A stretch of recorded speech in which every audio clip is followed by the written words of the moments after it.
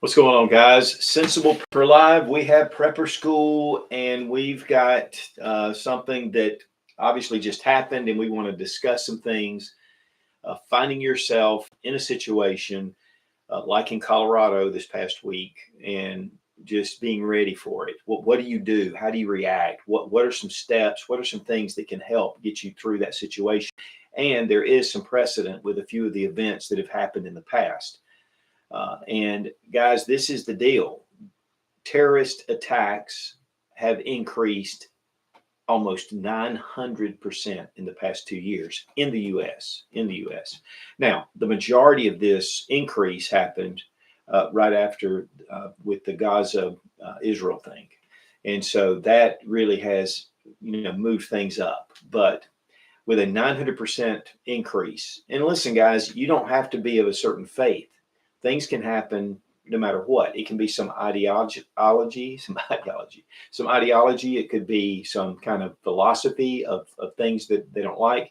And two, we are very politically divided in this country. So while I'm not going to label this just to be toward any certain group of people, it can happen with a lot of different backgrounds. And we're going to discuss a little bit about that. But before we get started, big thanks to Sarah Mack. She's over on the computer monitoring the questions and ready to answer or give me the questions if you have one. So if you have a question right now and you want to get it, go ahead and send it in, and then we'll take a couple of breaks, and we'll take some of the questions. We may not get to all of them, but we'll take some. Also, one book that I always like to talk about, and this is to me one of those books that really changed the way I thought about SHTF or grid down situations. This is the Modern Survival Guide for the Coming Economic Collapse, and it's actual events that happened in Argentina when they had their economic collapse. And so this is a great book. It'll make you really think, because this was a first world country when they went into this. And it's a lot of the pitfalls, a lot of the things you need. It's not just a novel. It has a lot of practical information. And Fowl is really a master at putting this together. And we'll have the link down below in the description. It's an Amazon link, and it'll take you to the page. But a lot of people do buy this book, and I just found myself offering it because I just think it's a great option and something you really need in your survival library, which I highly recommend as well. Also, a big thanks to Exotac. They make some of the best fire starters in the world. They're just excellent, very high quality, made down in Winder, Georgia. Rob Falkenheim, that actually started this company, is just a genius, honestly, when it comes to fire starting tools. Fire will boil your water, it'll cook your food, it'll give you light, it'll give you heat, and it'll keep predators at bay. Having a fire kit is essential in a survival situation when you lose those things. And so get yourself a fire kit, and there's a link down below. You get 20% off using SOOCH00 in the coupon code. But whether you go with Exotac or not, guys, get yourself a good fire kit, which is not going to really matter in what we're talking about today. Many of you know that there was an attack up in Colorado, and it was kind of unusual. It was something that was very different. We saw improvised, actually, Molotov cocktails being tossed into a crowd, and a lot of people really got messed up. Regardless of your ideology, which, really, when innocent people are dying, it's wrong. And my heart goes out to that community. The funny thing is, they were very secretive about this event. They didn't post a lot of information on social media about it. And so this was not one of those events that everybody knew about and it was a big deal. This is something that they really had to search out and find. And of course, thank goodness they got the perpetrator. I don't know if some of you saw the video, but the guy was walking around with no shirt. He had these Molotov cocktails and he's just walking around with them. There was a lot of warning coming up, a lot of warning. And this is really what we're going to get into because, either get out of the area or stop the threat. And that is one thing to really consider because, innocent lives are going to be taken if these events happen, and we need to be ready for it. So first off on the list is situational awareness. Now, that's a big one, and that's one you should be employing at all times. What is situational awareness? Let's say you're at the grocery store and you're walking through the parking lot, noticing things, not being paranoid, but being what we call condition yellow is just being aware of what's going on. When you're sitting at a gas pump at the gas station, there is a lot of crime that happens at gas stations. A buddy of mine, this police officer, said they call them stop and robs. Because it's not just a robbing inside the store. It could happen, anything could happen outside the store. And so you need to be aware of your surroundings, not just pumping your gas and going over to the side and getting on your phone, fiddling around. When you are in a situation, you need to be aware of what's going on around you. But in a situation like this, in a possible terrorist situation, that's one of the biggest things, is just to be aware of what's going on. Now, then you go to orange, which means, okay, there's an imminent threat and we need to take care of it. And then there's red, and it's like, take action, whatever that action is. One of the things that Homeland Security talks about, and it's the cornerstone of this kind of attack, is to watch for suspect behavior. Somebody's acting strange, somebody's acting weird, they're doing stuff, they're doing things that are not normal. It's just unusual behavior. Take note of that and watch that person. Maybe distance yourself from that kind of situation. Then there's, and I have a big, huge list, so I may have to kind of look over to it. Unattended bags. That's a big one. And you see a bag, especially at the airport, you see it sitting there in the middle of the aisle, report it, get away from it, say, hey, this is something that we need to watch out for, or just unusual items that are just out of place. And you're like, what is that? Why is that here? And just taking mental note of it. And again, if you need to report it to authorities, do so. But making sure that you are aware of what's going on. Years ago, and this happened actually right after 9/11. I mean, it was right after. And I was taking a flight to New York, and we were in the airport. I was in the way. I was waiting on the plane. We were right there at the departure area, and this guy just got up and got on his phone, and he was talking really loud, and he was acting really crazy, and he was talking in a foreign language. I don't know what language he was talking, but it sounded, like a certain area of the world. And he was just talking and just really angry and going back and forth. And then he'd go over to his computer and he'd mess around. Then he'd get back on his phone and he's talking. And, it made a lot of people very uncomfortable. And I remember I just got up and went and sat down beside him at his computer. And, it was funny because he kind of knew it, and he knew that, that there were people that were not so intimidated. I wasn't threatening at all. I just went over there and sat like, okay, you're not going to intimidate me. But you may be getting yourself into a bad situation if you do that. But there are people out there that can give you a lot of signs. The one thing about this one guy that we were talking about is that he was walking around with no shirt on, had these Molotov cocktails. He was yelling. He was threatening. Guys, if you have a family in that situation, get out of the area. I mean, just evacuate. And we're going to talk a little bit more about that particularly, but don't put yourself in a situation. The one thing though that really came to my mind was, why wasn't there a concealed carry holder out there, to protect? There was a guard inside. And that's another thing, guys. You can't rely on police or personal security or whatever that's going on. It has to be your personal security. And you have the lives of your family with you. If you're in a certain situation, you may be by yourself, but you have other innocent people.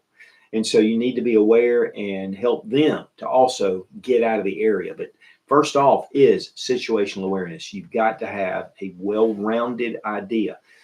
We get on our phones. That's probably the biggest distraction on the planet. One of the things that happens a lot of times is ladies, they've been shopping and they're at Walmart, and they're coming out, and they're going to sit at night, or even during the day, and they're walking through, and they're on their phone while they're walking. They may have a bag in their hand, and a lot of times they get grabbed. And so, you've got to put in a car and run off. So you need to make sure that you do have that situational awareness. If you need to get on your phone, wait till you get in the car and lock your doors. Wait till you're in a position where you can get your back up against a wall, where you can see people, and then you can start texting. But even then, our vision kind of gravitates toward that phone. So in a situation where there could be a terrorist attack, you definitely want to be more focused, and you want to have your mind clear and not locked in to TikTok or whatever, that is so important. Okay, number 2 is to know your exit routes. Now you should do this anyway, and it's one of the things that I try to do is when I go into a place, especially a place I'm not familiar with, I immediately look for the exit routes. When we go to church, that's one place that I definitely we go in, they shut the lights down, it's a large crowd of people, and I make mental note, and I go, okay, there's an exit route, there's one, this door, there's a door on the side. I know where they are because those other exit routes may be blocked. So you need to know where your exit routes are. If you're going into a restaurant just to have dinner with your family, know the exit route, know which way that you need to go to get out of there if something were to happen. The thing is somebody can come through the front door, well, that's where you came through. And starts a big ruckus and somebody whips out something, and then the next thing you know, you're in a panic. So it's great and it's very smart, wise to check out and make sure you know your exit routes. And then that way I can look and I can say, hey guys, this way, let's go. And we can get out of there. Whether I stay or not, at least I can get my family out of that situation. But knowing your exit routes, knowing your emergency exits, just like when I'm in a dark place, maybe it's a concert, maybe it's a ball game. If you're at a big ball game and, the stadium's huge and, there's multiple exit routes, but you just know where you kind of came through. Check out those places. And that's just going to be very vital. And it's part of your situational awareness as well, is knowing those areas that could be vulnerable to attack, and then I can get out. Now, for me, and my family knows this, when we go anywhere to sit, they sit me with my face toward the door. They'll save my place just for that. And it's very important for me because I'm the protector. I'm the one. Now my family carries, so we're all protectors, but I'm still the main protector of my family. If you're a woman and you have children with you, or even your children are grown, is if you're concealed carrying, that's also a place for you to think, I need to know what's going on. And I don't want to just turn around and then be in a bad situation. And another thing too is, guys, is when you are sitting, make sure that you're sitting in a position to where you can draw your firearm with as little movement as possible if you need to do that. And if it's out here, if you're left-handed and it's on the left side and you're right here and you're sitting on the outside of the booth, it's very difficult to draw that firearm without somebody noticing. They'll notice those quick movements. So know your exits. Situational awareness is going to be vital. Okay, basic first aid. And when I say basic first aid, we're talking about like CPR. Just CPR, knowing some basic things about wrapping up some wounds. But what is more important is trauma training. If you need to have stop the bleed class, you need to be able to know those points, how to resuscitate someone, how to protect them. Listen, 20% of victims die from treatable wounds in a terrorist situation, because a lot of times it's mass casualty, and there's a lot of people that are injured. And knowing to triage, knowing that, okay, this person has a big huge gash on their arm, but this person is bleeding out and I need to get a tourniquet out.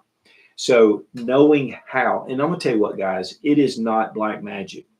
Trauma and treating trauma or a trauma kit, getting that out and knowing how to use it, is you go to a good stop the bleed class and it's like, oh, okay, I can do that.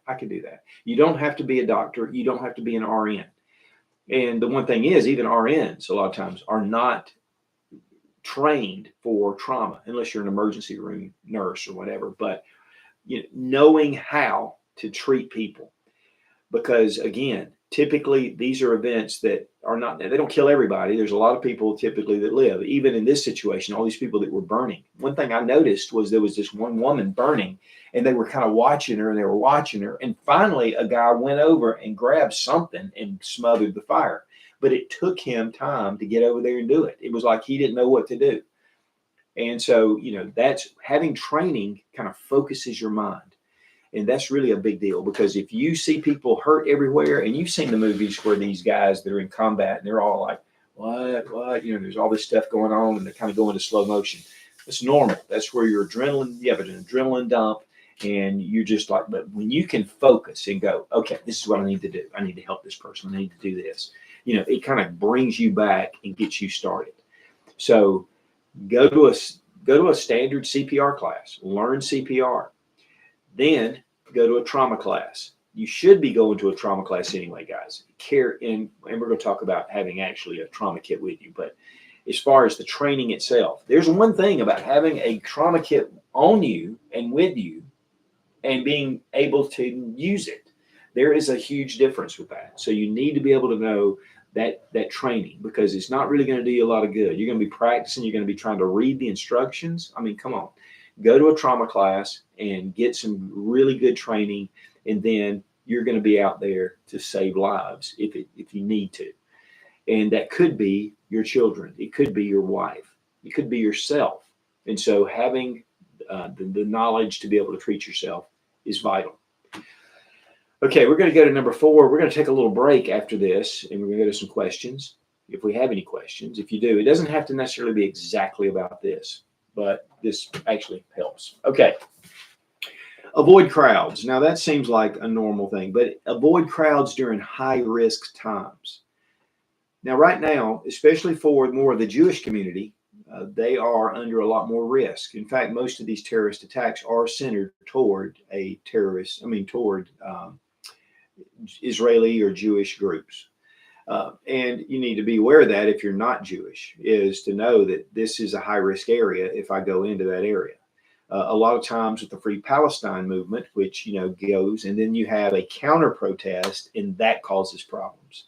And you may be a big supporter of Israel or Palestine for that matter, and you want to kind of show support. But if you're going to do that, you are in a high-risk area that can turn into a terrorist attack. So avoid large crowds, especially during high-stress situations. Now, I want to say this, guys, is the Jews don't have a corner on the terrorist attacks. Christians can have the same thing, even other Muslim groups. There are a lot of different options. But here's the thing. It could happen with, again, it doesn't have to be religious-based. It doesn't have to be culturally based. It could be something completely different. And you need to be, these things will help you to get through any kind of situation. Whether it's a mass casualty or a shooting situation where there's a mass shooting. All of these rules apply. When you see someone that's acting funny, it's just like with the Trump assassination attempt, the first one. And the kid was walking around with a ladder. And, there was a lot of things that were like, okay, this is out of place. And, and he's walking around, he's just acting weird. And so that is the kind of person, because here's the thing, guys, when somebody is an intent on a mission, they're going to do something. They're showing signs. They're not professionals. These are people typically that just go out and do things.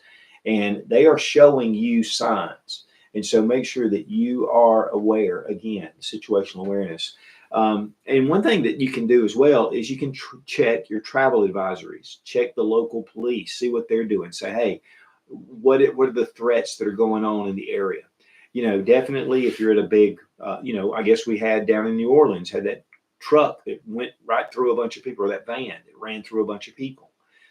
Nobody would have thought about that. I mean, that would have been like, okay, we're having fun at Mardi Gras. We're down here partying. We're just doing, having fun.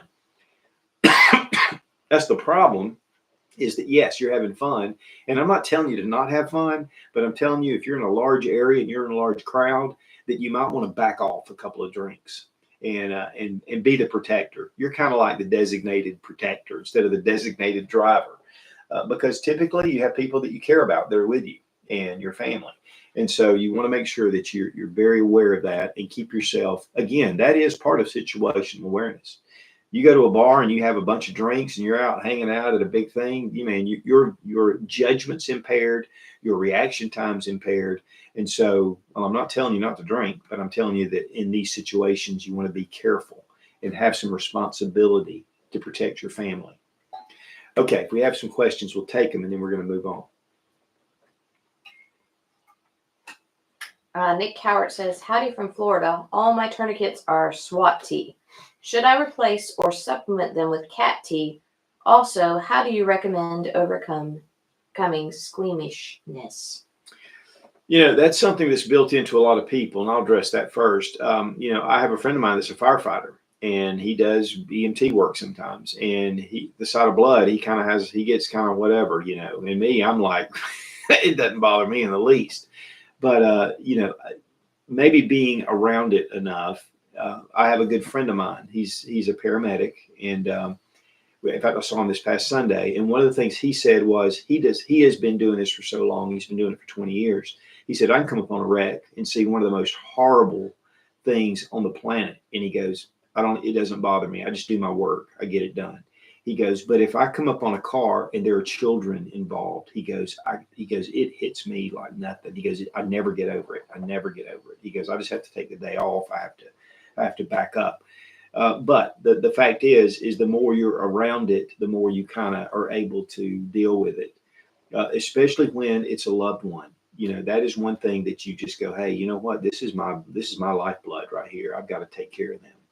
And really, to me, I think the thing is to focus beyond the blood, focus beyond maybe some really, huge gash or whatever is going on, some wound or trauma, and consider, that this is a life, and kind of just you have to focus and overcome it. Now, I'm talking out of my rear end, to be honest with you, because I'm not running up on wrecks, but I think with the focus that you can have and just say, okay, you know what, again, having the training, applying the tourniquets, thinking about it, that will take one of the elements out of walking up, seeing something horrible, and not having the confidence to use what you have, whether it's SWAT T or whether it's a CAT tourniquet, and being able to apply it and focusing on the application and not what's going on down here. Say, okay, you know what, I got to get this done. You just do it, and you just man up, honestly. And I'm not saying there's a lot of people that are real tough guys that have trouble with it. So I'm not saying it that way, but you just got to, put your big boy pants on and go, okay, we got to get this taken care of. I think that's going to be really the only remedy, because there's a lot of people that just naturally are very squeamish. I have one friend of mine, when he goes to give blood, he can't watch. He cannot watch, because if he looks and sees it, he passes out. And he's done this like 3 times. So, make sure that, you know your limitations. If that is the problem, then look the other direction and come over and try to help them. But that's about all I can give you on that one. And as far as the SWAT T versus CAT, I go with CAT. I do have some SWAT T tourniquets. I go with CAT, putting the SWAT T, bringing it around, to me, it's a great self-applying tourniquet, but so is the CAT. You can just roll it up. I like the Velcro because I can just cinch it up and tighten it down, and then take the Winslet and tighten it up. So I'm just a big fan of CAT. And medical gear outfitters, but North American Rescue is just right up the road from us, and so and I think they make those. So, but one thing to be careful of: there's a lot of knockoffs that say they're CAT tourniquets, and they're not. And the Winslet will break, or something will come loose, or the stitching's not that good. Be careful to buy real CAT tourniquets if you're going to do that. Having some SWAT Ts, they're so easy to carry, and that's one of the big things. They're not bulky, they're just easy to carry. So it may be a situation where, the CAT T is my primary, but just in case, I'm going to have a couple of SWAT Ts, and I'm going to hold on to those for those other times. So, and two, they're actually easier to use because, you kind of gauge it it's been a while since I messed around with SWAT Ts, but, you bring it around and you get it stretched and it gives you an indication. And that may be something easier for somebody to use that has no experience with tourniquets. Marty 619 says, question, do you think the same kind of drone attack could happen in the U.S.? Oh, certainly. The thing is, I think actually we are probably less out to have certain type attacks because we really have a laser focus right now with our Homeland Security and with FBI. We've kind of gotten away from them chasing down January 6ers and actually looking for real criminals. And so I think that the odds are a little better. But this guy that did this attack, he had been here for a number of years. He has a family, and he just came out and just did it. He just got emotionally overwhelmed with whatever. So, that is the problem, is that you don't know. The fact is, and this is one thing, and I'm glad you said that, you do have your lone wolves, like this guy. He just out of nowhere just decided to do it, and he did it. And you didn't have to get online to do it. Molotov cocktails, or anybody can make those. So it was a very simple attack that was pretty effective. But then you have, of course, your jihadists that are doing things. But you can have people like that couple in Washington D.C. that the guy just walked up the steps and shot him, killed him. They had no warning. They had no nothing. I mean, it was just boom. And then like a car bomb, how are you going to do that? I mean, how are you going to defend? There are certain things that are hard to defend against.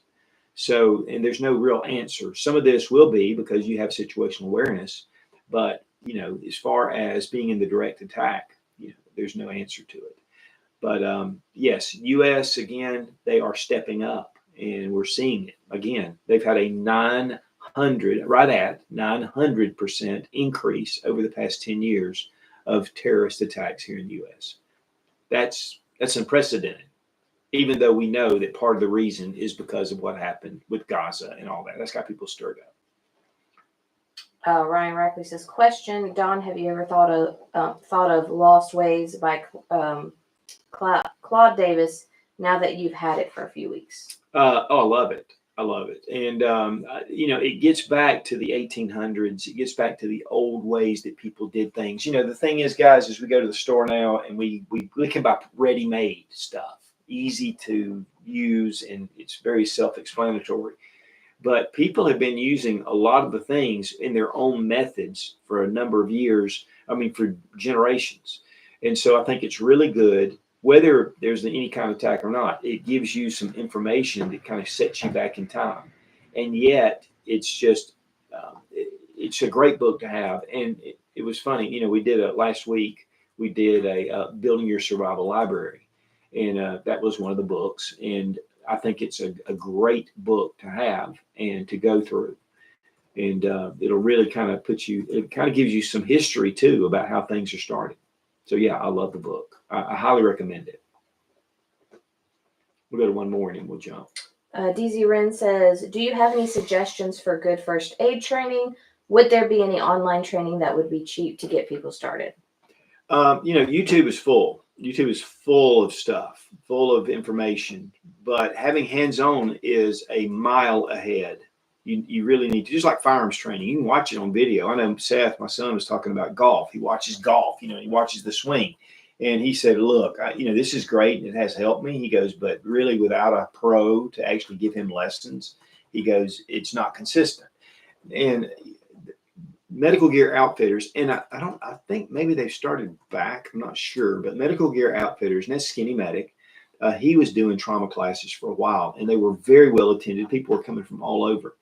I don't know, you can go to Medical Gear Outfitters to see if he's still doing classes or not. But those are the classes that I went to, and I went to his trauma class 3 times. Stop the Bleed class. Those are great, but there are people around that will give you that training. There's a lot of medics. There were military medics they've come out and they've started businesses.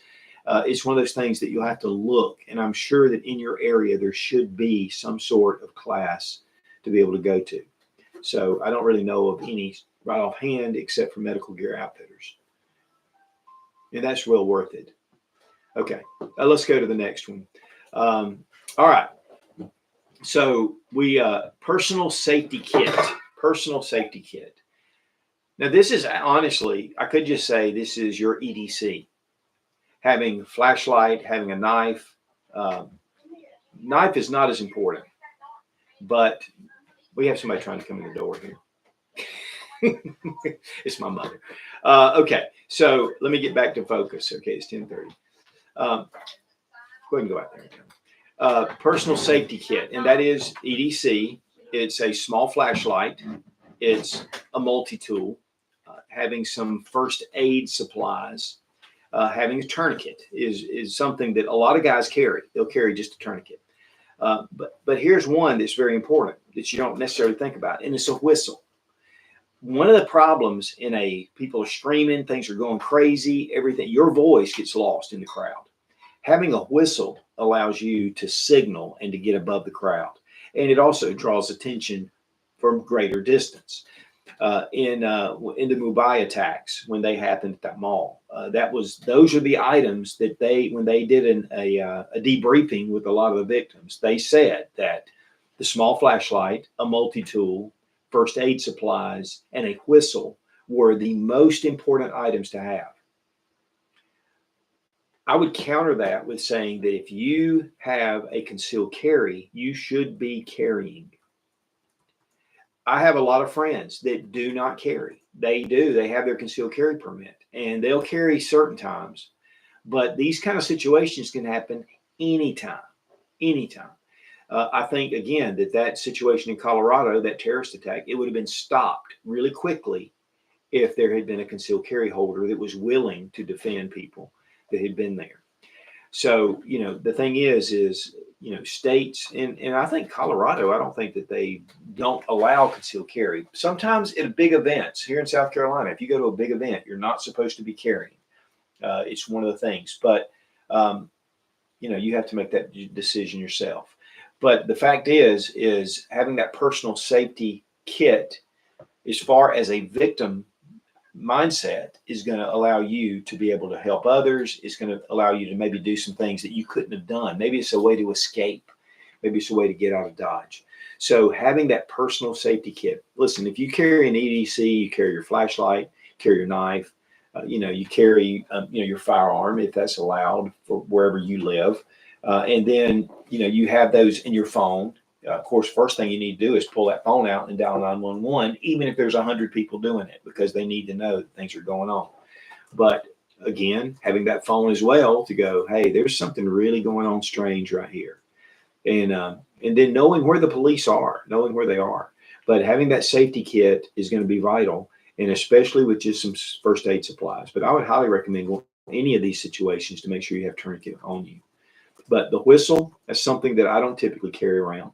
And it would give you some, one of the things that happens is with a stampede a lot of times. And that's where you really need to know your exits. But people have been crushed to death, in a terrorist attack because they are trying to get through an exit. And that's another reason why to know your exits, because there may be an exit that people aren't even thinking about. They're running toward where they came through, that main door, and they're like, I gotta get out of here. And they don't even realize that right behind them, there's 2 or 3 people that have gone through the emergency exit without any trouble. And so, that is a way to be able to get through. Sometimes, though, they'll lock those doors. It's like in a movie theater, same thing. I mean, that could be a definite situation for that. Okay, so get your safety kit together, but add the whistle, guys. If you're an EDCer, it's something that, would be a great addition to being able to signal people again and be able to get above the crowd. Stay informed, know what local police are saying. There are apps with Homeland Security. There are apps with DHS, Department of Homeland Security, that you can watch and see if there are some tremors, if there's some things, if there are some advisories, and they're saying, hey guys, there's a potential for this area. You might not want to go into it. I know when they were having all the BLM riots and a lot of things were going on. My father-in-law lives in Chattanooga, Tennessee, and he was driving down the middle of town, and he came up on a red light, and they had a huge protest going on in front of him, and he was just had to sit there and wait for them to do whatever they were doing. And while he was sitting there, his friend called him and said, hey, man, he said, there's a protest down in downtown. He goes, yeah, I'm sitting in front of it. So having a little bit of situational awareness, that is something that most of us really don't do. We don't necessarily tune into what's going on, but it could be a good practice, especially if you're going to something that could be a possible area. Those high populated areas where there's large crowds, transit areas, places like, subways and bus stops and roads that have a lot of people that are running around, that is a place to really be careful and to know the situation. It takes a few minutes. Maybe you put it on your phone, an app, and you can access it and go, oh, you know what? There's some potential problems. When I was working security for this really large church, and we had about 10 security guys at one time, and we carried comms. And one of the things, we'd have a brief in the morning, we'd sit down and we'd say, okay, these are some potentials, because, domestic violence, different things like that can happen in a heartbeat. And he said, these are some potentials. He goes, so, this is somebody that was a child molester, had been put in jail and had gotten out and was coming to church, and they knew who he was. There were things like that we would communicate ahead of time. And so, again, having that communication ahead gives you, just to be forewarned is to be forearmed. So knowing a little bit. Okay, number 6 is active protection. Active self-protection. That's a great YouTube channel. Active shooter response. That is, they'll run, hide, and if that don't work, fight. Same thing here. You've got all this stuff going on. You need to get out of the area, and then if it's an active shooter, you need to hide. So you need to hide for cover so you can return fire, and then fight. And really, you should be willing to go. Okay, listen. This is the thing that really was crazy, and this is why this is so important. When they had the shooting at up in Virginia Tech. I had a friend of mine that actually was there, and his brother actually got shot, but he didn't die. But when he was there, they heard the shooting going on. One of the things that was crazy, though, is when the shooter would come into a classroom, he would line the people up, and he would shoot them one at a time, and the people would just stand there. These are men too. These are male students standing there. They weren't even fighting. They were in a daze, completely in a daze. You start hearing, and the funny thing is when they started hearing the popping going on of the gunfire, there was some construction that had been going on, so they thought it was nail guns. They didn't even know what was going on until people started running and saying, "Hey, there's a shooter! There's a shooter!" And so, being ready to do that active shooter response. We're going to get into mental preparedness here in a minute, but this is a nice side segue. When something starts to happen, be aware. Even if it's fireworks, even if it's a nail gun, go, okay, what is that? Let's find out what that is. Let's focus our attention. Let's know what we're doing, where we're going. You need to have a quick decision. You need to make quick decisions. That could be not necessarily an active shooter. It could be anything, aftermath of a terrorist situation. Quick decisions, actually react. Don't stand there and just kind of, well, what am I going to do?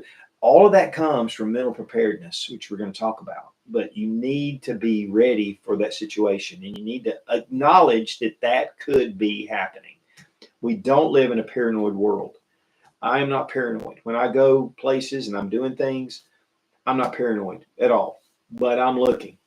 I'm looking around. I'm going, okay, that guy's over there. He looks good, whatever. Of course, you don't know that as well. But then I'm looking over here, and this guy's doing some things. He's acting a little weird, and he's talking loud and just a little bit out of sorts, and where something could possibly happen. I want to make sure that I am alert, aware, and that my reaction time is going to be fast. So that's number 6. Number 7. I did number 7. Sorry, I flipped these around. That's why I was looking at it kind of funny. Okay, number 8 is de-escalation. One of the things that happened with this guy, and I keep bringing it up because it just happened, but with this guy, and he gave everybody a chance. I mean, he was standing around yelling, like he was a drunk man. He's just standing around yelling at everybody. Having some de-escalation skills. We talk about communication skills. What that is being able to de-escalate. De-escalate the situation. Try to see. Now, this guy was not going to be de-escalated. He was bent on what he was doing. And there were people trying to talk to him, but he was out of his head. He was going to do what he was going to do. But that's not always the case. The one thing you don't want to do is to antagonize someone. That is going to be something where they'll react where they may not have reacted. Maybe they feel like, well, I'm going to call your bluff and I'm going to do what I'm going to do. So make sure that you're calm, that you're, trying to stay in command in a sense, but yet de-escalate the situation as much as possible, just like in a hostage situation. And, when you see it, sometimes you have those that are a little bit belligerent in a hostage situation. Best thing to do is stay low under the radar. And then if you need to react, you can. But again, de-escalate. Don't get whoever the perpetrator is on edge. I've seen this 1,000 times where they're at the bank, and they got everybody down, and they're pointing guns at them, and the police are outside, and they're wanting demands, and then you got one guy that starts running his mouth, and then he's the one that gets capped. So bide your time, take it easy, try to de-escalate the situation. You may save a lot of lives just by de-escalation.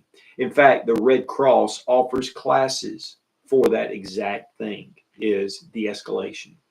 And it may not be at your local Red Cross, but they do offer those classes. Number 9, this is kind of like in a different type situation, but secure your home. During the Boston Marathon bombing, the kid got away and he was hiding somewhere in Boston. And they shut Boston down. They're going door to door. They're going into people's homes. They're doing all this stuff. And the guy was hiding, I think, in a boat behind somebody's house. He was under the cover. He was hiding in there. But he would have come in, I'm sure, if he would have had a door that was unlocked. So if a terrorist or an active shooter or whoever they are, if they are fleeing, if they're a fugitive, they could enter your home. Then you would have a hostage situation possibly. So make sure that you just keep your doors locked. And I think in today's world, that's a good thing to do, no matter who you are or where you are, is keep your doors locked. Make sure that your windows are closed. Just post attack again, but even normal times, just keep your doors locked. I mean, that's a pretty simple one. And again, sometimes they're fugitives, they're running, they're just doing this, and they try a door and it opens and they go in, and then they're threatening you and your family. So keep your home secure.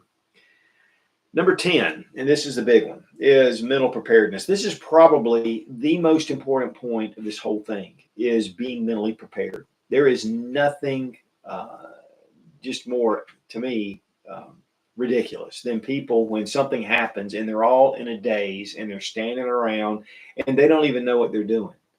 Or they're in a complete panic and they're just running. They're just like, and sometimes that's necessary. If somebody's gunning you down, you need to have, be ready to get out of Dodge. But you need to be able to react, and you need to be able to think ahead of time. If you have mental preparedness, again, you've already got situational awareness. That is a big part of mental preparedness. But what will I do? Just like we talked about with the personal, with the med kits or the trauma kits, is, okay, I've got it. And if something were to happen, what is my next course of action? If you're going to dawn something on you, it's just like carrying a firearm. It's the mental preparedness. It's like, here it is. I'm not going to pull it out until it's absolutely necessary to save someone's life. And sometimes you don't know when that is. That's the mystery. But being mentally prepared to go, okay, I'm telling you, if I was in that crowd and this guy's walking around with Molotov cocktails, I would have been in a quandary to decide exactly what to do there. But it wouldn't have been much of a quandary, because if he's carrying around Molotov cocktails, it's just like having a gun, or more, or worse. There he is walking around, and having the mental preparedness to be able to say, okay, I'm defending lives here and willing to do what you're going to do. But stress management, you get stressed out. You're like, I don't know what to do. Just calm down. If you've prepared ahead of time and you've said, you know what, this surprises me in a sense, but it doesn't. And, I figured something like this could happen, so I'm kind of open to it. And it was one of the things that the marathon bomber, when after the bomb went off, they said that this was a big plus for them. Those that were mentally prepared, those that handled the stress, those that reacted in the right way were the ones that were better off, unless you were right there in the center. And they were able to help and do, and they were able to get out of there instead of standing around while things were happening. So mental preparedness is a big deal. All right, let's go to some questions. Vintage Overland said, what is your opinion on keeping medical gear in your car year-round, even during the summer?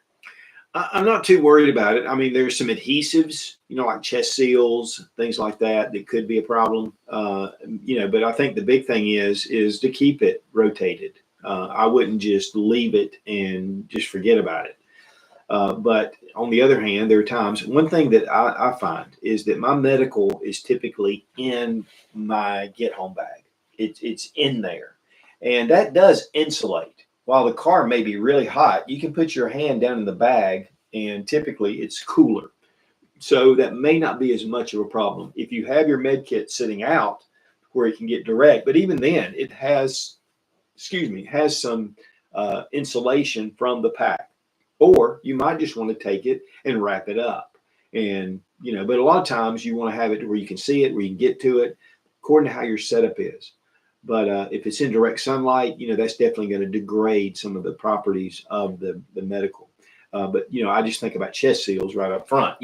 Those things have to stick, and they have to stick well. And if you're ones you got half of it's leaning up, that could be a problem. So, probably would be good seasonally to change out, especially the items that have some kind of adhesive to them, like your gauze. Your hemostatic agents, I don't know how much heat affects that. I mean, let's face it, the guys in Afghanistan, in Iraq, they had them and carried them. And I don't know how much. It'd be probably something to research if there were items. Sometimes on tourniquets, they, have the date on them. But to be honest, I mean, all the parts of it, it's just Velcro and a winslet. But if it's sitting in heat, it could get hot and it could deform some. But I think overall, if you keep it in a bag, I think it's going to help insulate it and protect it. But it's good to get it out and check it, because let's face it, guys, buying extra chest seals or buying, whatever medical that you have in there, or we're just replacing it, it's a huge insurance policy if something were to really happen. And how much is that worth? So probably good to kind of keep track of it, and at least once a year trade things out.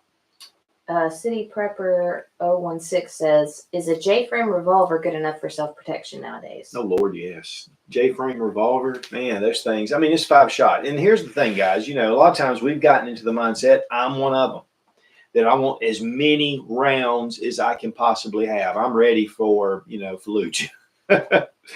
But practically, a self-defense situation is 3 seconds, 3 rounds, 3 feet. A J-frame revolver is perfect for that. And let's just face it, guys, how many real incidences do we get into in a self-defense situation where we're drawing a gun? So usually just the presence of a gun is vastly more important than actually having to shoot. The NRA talks about this as millions of instances over the years have happened to where just pulling the gun out, not even brandishing at them, but just knowing that the gun is there, has stopped a lot of instances. So that to me is your first step. If you're carrying a J-frame revolver, which is very reliable, you don't have to worry about necessarily it jamming unless there's something wrong with the gun. You don't have to worry about the slide. I carry a J-frame revolver at times for self-defense. It's according to where I'm going. If I'm going somewhere where I'm like, oh, it's a little shady, I want to, like if I'm going to Walmart at 10 o'clock at night, I've got my AR strapped to my back, but not really.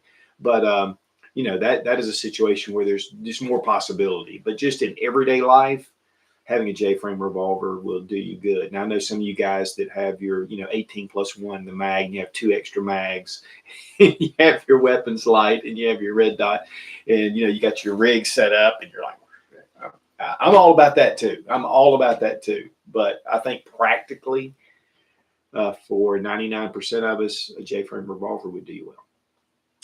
NMR says, question, my old emergency radio has died. Do you have a favorite brand to recommend? I want to be able to get emergency notifications as well as weather, etc. I'm a big fan of Midland. We have Midland emergency radios, and they're just compact. They're good. Do not get a radio with rubber coating on the outside, because it gets sticky over time. It just gets sticky. I've got some different ones, but that have done that, and so I steered away from that. But the Midland, and I've got it sitting over there. It's just a kind of a rectangle, has a little handle on it, and it has a solar panel. Then it has a hand crank that you can charge, and it has rechargeable batteries. In fact, Sir Matt's going to grab it for me.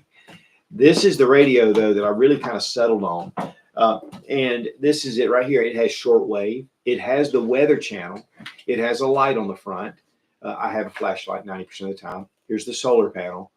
This is just a great solid, and Midland's been around forever. What I do like is that it does have the weather alert. In fact, we had tornadoes coming through about a month ago. I set the weather alert, set it up on the kitchen counter, and that stupid thing went off at 3 a.m. And I'm like, wow. And then it ended up being in another area. That's the one thing, though, but it does keep you informed. But it was about an hour or so away from us is where they were having the issue. But still, this is still a great option to have, especially when you're under threat of major weather. The other thing, though, is in a grid down situation, local radio stations may not be playing. You may be getting some emergency alerts that are like from FEMA, or something that where you can actually receive those. Or with shortwave, you can actually reach other people that you might not be able to reach another way. So, and this has a small antenna. It's rechargeable with the batteries, but again, you can charge it again with this. Just a great option. I'm not saying this is the end all. This is just the one that I kind of settled on over the past few years, and I bought a number of these. So they're great. Communication is important. Jacob Carell asks, what's the 5 most important things to carry in a car for peak sensible preparedness? Well, we'll say first off is your get home bag or bug out bag. Having a bag that if you had to get home, having some very needed supplies, because and I know this is a lot of items, but we're getting down to the top 5. But that get home bag, I have used the items out of that bag numerous times for different situations that were not SHTF. They were personal SHTF. It was just me, something happened. I needed paracord. And I'm like, oh, here you go. I got paracord. I need duct tape. I got that. I need whatever. I need, maybe I have some water in there and I'm out somewhere where I can't get it. Well, I've got it. And 2, if I'm stuck in the car for some reason and I need a blanket. Okay, so let's go over the top items though. One is blankets, especially in the cool months. Having blankets in your vehicle. There have been so many people that have told me that they were driving in the wintertime. Of course, we're coming on summer, but they were driving and their car broke down, or they ran off the road in snow or whatever, and were stuck overnight. And having blankets in their vehicle was like a godsend. And you could have an emergency space blanket, but to me, a good wool blanket, just have about 3 or 4 folded up in the back of your car or in a container. That's one of the first things. The other thing is water, having some water. Road flares. And the reason why is because, you can signal with a road flare. A buddy of mine was driving down actually 85, which is way up here. And he was driving down 85 and there just wasn't a lot of traffic for some reason, which is normally not the case. And a car did something and ran off into a ravine. It wasn't a deep ravine. It was just off into a ravine. You couldn't see the car. He was the only one that saw it. So he pulled over, went down, helped the guy. Well, he was stuck. He may have been there for days. So you never know. And 2, having some way to cut that seatbelt with a glass breaker. So you get trapped in your car, you can cut the seatbelt, and then you can break the glass if you can't get out any other way.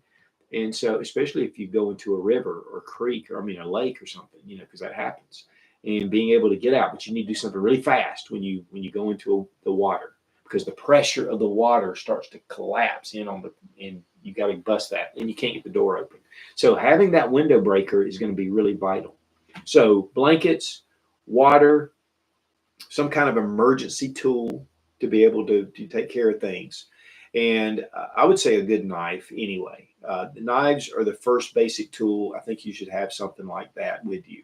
And a flashlight, obviously. Flashlights are a big deal. They illuminate the dark.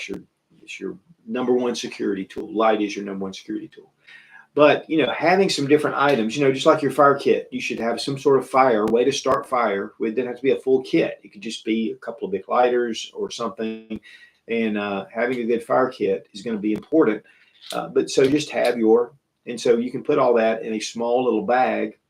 And if you need to get home, you can throw in a lifeboat bar, one of the 3,000 calorie lifeboat bars, and a little filter straw, and it'll give you some days. Here's the thing about prepping, guys, and this is one thing I've been saying a lot for a while, is prepping is not an end all.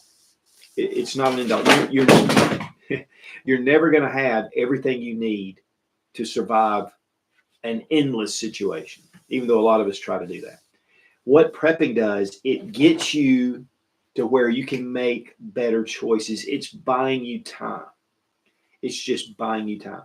You may say, well, that little get home bag you've got, it's not going to last so long. True, but at that point, I'm going to have other options, hopefully. That's what I'm working on. I'm working on other options.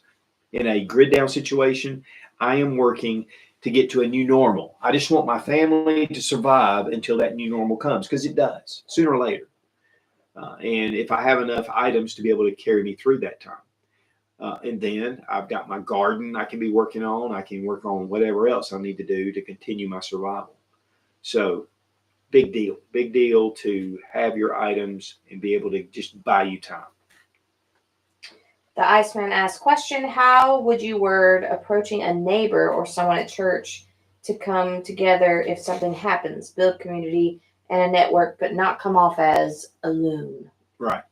You know, I said this, I did a video about this a few years ago, and it said preppers are crazy, but they're not as crazy as they used to be. People, I think, are more open to it than ever, even especially after COVID. But and then people go back to sleep. But I think that a lot of people tend to be a little more open to it. What I like to do is to go up to someone. Now, see, me being sensible prepper, and everybody knows me, knows exactly what I do, so it's a little different. But when I walk up to people that I'm thinking about, I'll just say things like, "Man, have you seen what the stock market's doing lately?" Or, see what's going on here, or have you heard about this solar flare that's coming? And kind of what I call fishing. I just throw that out there, and I see what their response is.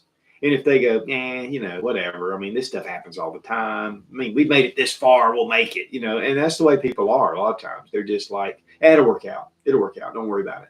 And they don't do anything to prepare. And you know what? That's the way of life for some people. But if you have that one person where you say, man, have you heard about, an EMP? Have you ever heard about that? What do you know? Anything? Let them expand. If they don't expand, then you're like, oh, okay. Either that, or they're just like they don't want to. They don't want anybody to know they're crazy as well.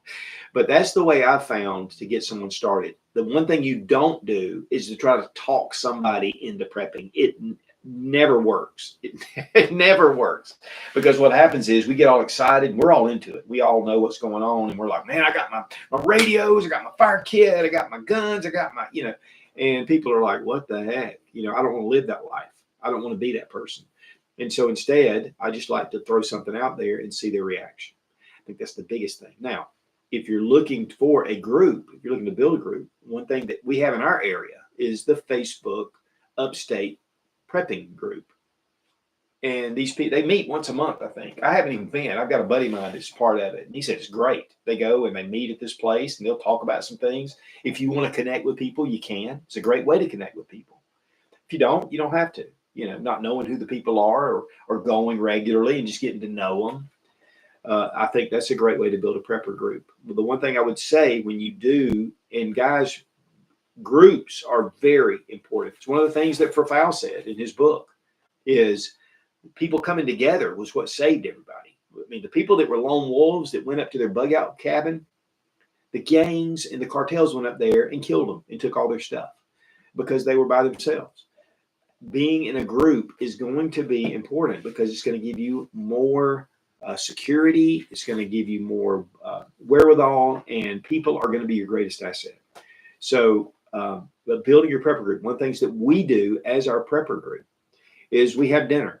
We do a potluck. And we'll say, okay, theme this week is Mexican, and so everybody brings their favorite dish, and we sit around and eat and talk and hang out, and then we say, okay, let's go over here and talk. And we'll go through certain current things. And we built this family. These people that come to my group are our group. It's not even my group. I don't try to do that. I'm not the boss of this group. That's another thing. Watch out for those that are arrogant and prideful and boisterous. And you just don't want to be around those kind of people. Even though they seem to be good leaders, in a bad situation, they can lead you into a mess. So look for people that are like-minded and just want to hang out. And before long, you'll find that those are some of your best friends ever. Okay, it's 1 o'clock, man. Guys, I hope you got something out of it. Be on the lookout. Again, violent terrorist attacks or active shooters, for that matter. This all applies to that. Those kind of things are on the rise. And again, terrorist attacks have increased right under 900%. And it's just crazy. Check out Exotac. Guys, you need a fire kit. Again, boils your water, cooks your food.